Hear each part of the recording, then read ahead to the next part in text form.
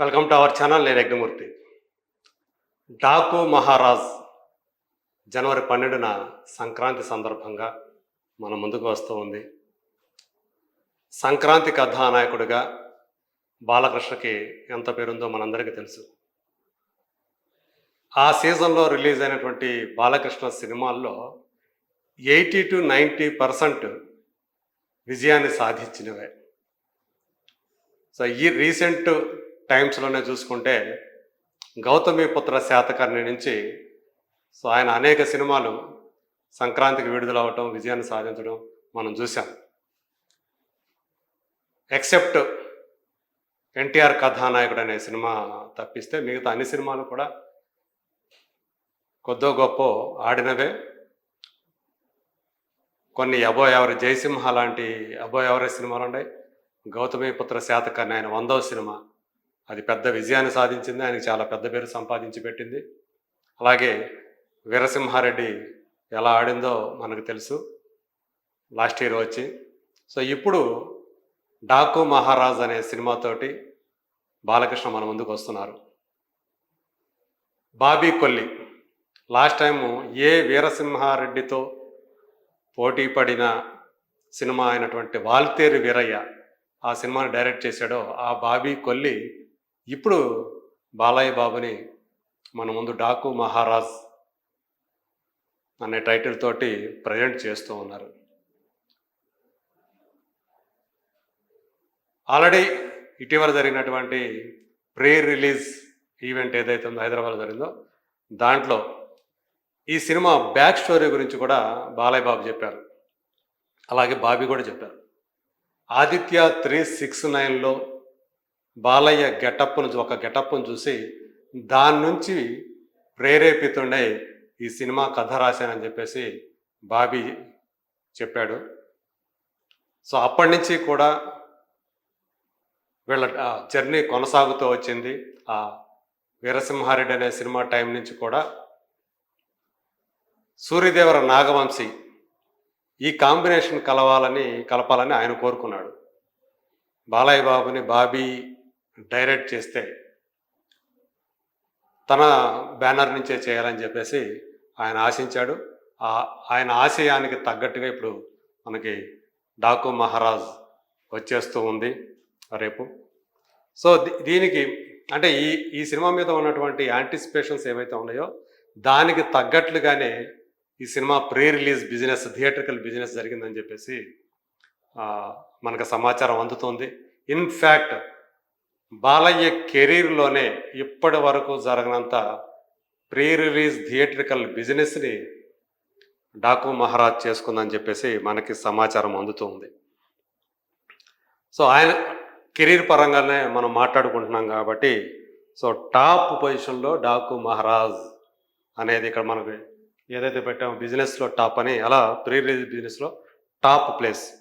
అంటే 80 కోట్లకు పైగానే ఈ సినిమా వరల్డ్ వైడ్గా దాని బిజినెస్ రైట్స్ వాల్యూ అని చెప్పేసి ట్రేడ్ పండితులు అంచనా కడుతూ ఉన్నారు. ఇప్పటి వరకు కూడా ఆయన కెరీర్లో హయ్యెస్ట్ బిజినెస్ జరుపుకున్న సినిమా ఏదంటే లాస్ట్ టైం సంక్రాంతికి వచ్చినటువంటి వీరసింహారెడ్డి. అది 73 కోట్ల రూపాయల ప్రీ రిలీజ్ బిజినెస్ జరుపుకుంటే ఇప్పుడు దాన్ని డాకు మహారాజ్ అధిగమించిందని చెప్పాలి. అఖండ సినిమా ఒక పాండమిక్ టైంలో వచ్చినప్పటికీ కూడా మళ్ళీ థియేటర్లకి జనాల్ని రప్పించిన సినిమాగా తెలుగునాట పేరు వహించినటువంటి అఖండ సినిమా కూడా ఆ రోజుల్లోనే అంటే 2021లోనే 53 కోట్ల రూపాయల బిజినెస్ జరుపుకుంది. అంతకుముందు ఎన్టీఆర్ కథానాయకుడు కూడా 70 కోట్ల పైనే ప్రీ రిలీజ్ బిజినెస్ జరుపుకుంది. దానికి ఉన్నటువంటి అంచనాల వల్ల, అంటే ఎన్టీఆర్ బయోపిక్ని బాలయ్య బాబు మన ముందుకు తీసుకువస్తున్నాడు, ఆయన క్యారెక్టర్లో తన తండ్రి గారి క్యారెక్టర్లో ఆయన నటిస్తున్నాడు అనేటువంటి అంచనాలు ఏవైతే ఉన్నాయో అవి ఆ సినిమాకి ఆ రోజుల్లో 70 కోట్ల రూపాయల పైనే బిజినెస్ జరుపుకునేలా చేశాయి. పైగా అంతకుముందే క్రిష్ డైరెక్షన్లో బాలయ్య బాబు చేసినటువంటి గౌతమిపుత్ర శాతకర్ణి సంక్రాంతికి వచ్చినటువంటి ఆ సినిమా పెద్ద హిట్ అవటం, అది కూడా అప్పట్లో అది బాలయ్య 100వ సినిమా కాబట్టి అది కూడా 46 కోట్ల రూపాయల బిజినెస్ జరుపుకుంది, గౌతమిపుత్ర శాతకర్ణి కూడా. అలాగే పైసా వసూల్ అది 32 కోట్ల రూపాయల బిజినెస్ జరుపుకుంది, పూరి జగన్నాథ్ కాంబినేషన్ క్రేజ్ వల్ల.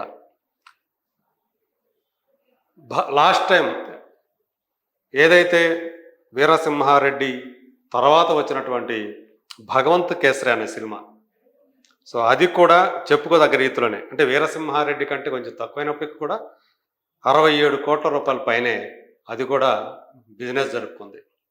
అంటే బాలయ్య క్రమక్రమంగా ఆయన కెరీర్ చూసుకుంటే మనం 20 కోట్ల రేంజ్ నుంచి ఈరోజు 80 కోట్ల రేంజ్ దాకా రీసెంట్ టైమ్స్లోనే ఆయన కెరీర్ అలా పైకి ఎదుగుతూ వచ్చిందని, అంటే ఒక రకంగా చెప్పాలంటే ఇప్పుడు పీక్ స్టేజ్లో ఉన్నారని చెప్పుకోవాలి. సో ఇలా ఇప్పుడు డాకు మహారాజ్ అనేది ఆయన కెరీర్లోనే హయ్యెస్ట్ బిజినెస్ జరుపుకున్నటువంటి సినిమాగా రికార్డులోకి ఎక్కితే, ఏరియా వైజ్గా అది ఎలా ఉంది దాని బిజినెస్ అనేది కూడా ఒకసారి చెప్పుకుందాం. సో ఇది తెలంగాణలో వచ్చేటప్పటికి ఈ 80 కోట్ల రూపాయల్లో 17.5 కోట్లు తెలంగాణ ఏరియాలో దాని బిజినెస్ వాల్యూ అని చెప్పేసి ట్రేడ్ వర్గాల వాళ్ళు అంచనా వేశారు. ఇక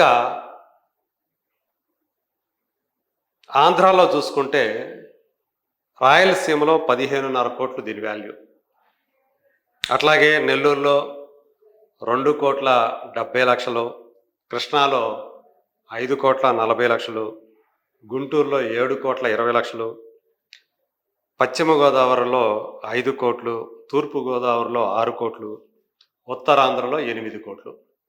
ఇలా మొత్తం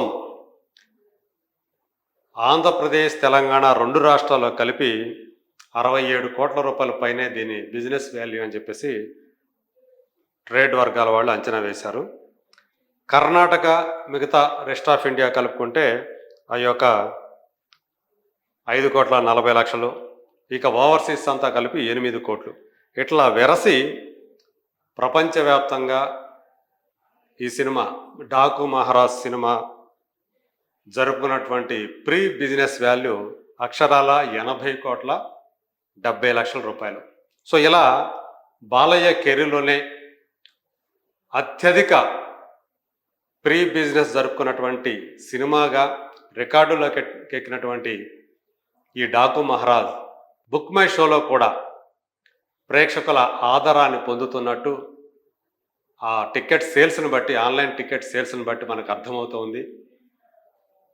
ఖచ్చితంగా ఏ మాత్రం పాజిటివ్ టాక్ వచ్చినా, సినిమా బాగుందని వచ్చినా ఈజీగా ఈ ప్రీ బిజినెస్ వాల్యూ ఏదైతే ఉందో దాన్ని ఈజీగా రికవరీ చేసేస్తుందని చెప్పేసి ఆ నమ్మకాన్ని అందరూ కూడా నిర్మాతలు, డిస్ట్రిబ్యూటర్లతో పాటు ట్రేడ్ వర్గాల వాళ్ళు కూడా అంచనా వేస్తున్నారు.